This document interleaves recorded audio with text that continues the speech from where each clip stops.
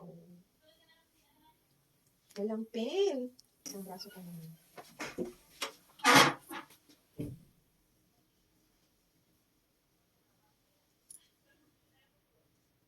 Ito yung Project Barbie Arms ba to? Yung pala ko ako din.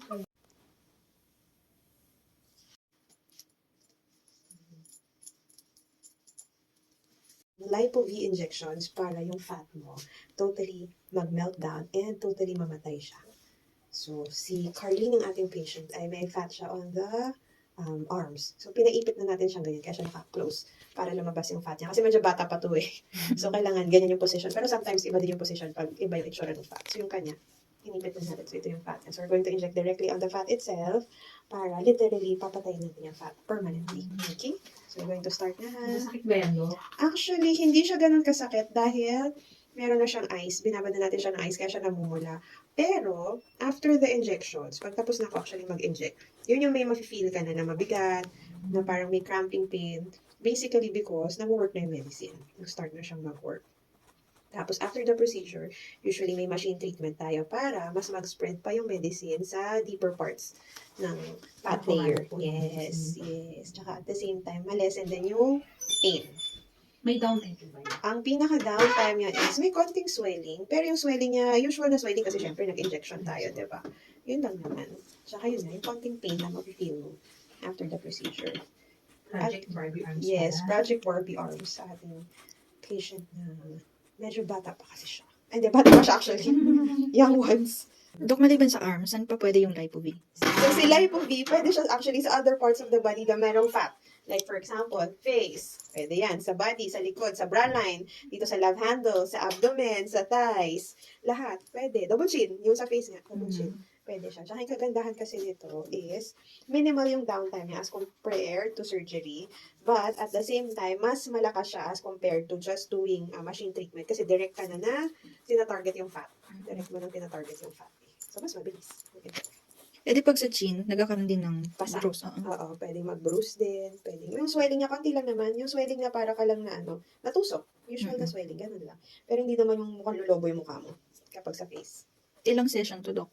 Depends pa rin dun sa fat layer ng patients. Pero usually sana 3 to 5. Or minsan maabot din ng 10 kapag talagang medyo malaki yung fat layer or makapal yung fat layer natin. Pero as early as the first visit, meron ka na makikitang difference after a week.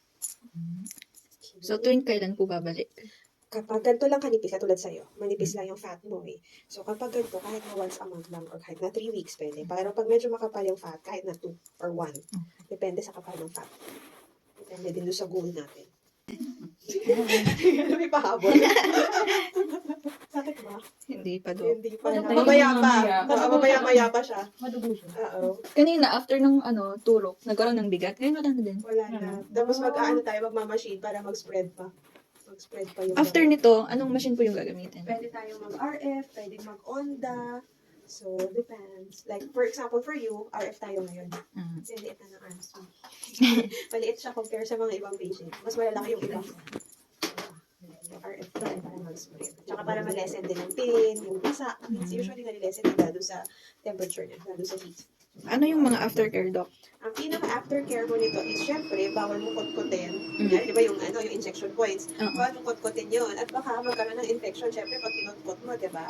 Bawal din sana siyang basain or paliguan at least 4 to 6 hours. Okay. Bawal ka din sana na mag-swimming for at least 3 days. Okay. Tapos the usual na, yung iba, uminom. Oo. Bawal uminom kasi syempre may medicine din yan. Baka mamaya may magkaroon ng untoward side effect. Just on the night lang, after the procedure itself. Tapos yung ipapahid, Dok, may ipapahid ba? Yung ipapahid, not necessary. Kasi ngayon lalagyan na siya ng medicine eh. So in fairness naman, close na yung tusok nito. Kaya lang, syempre, as precaution, kaya wag lang siyang kutkutin, wag lang siyang basain, para lang sure na hindi magkakaroon ng infection sa loob. Okay. Salamat, Dok! Salamat!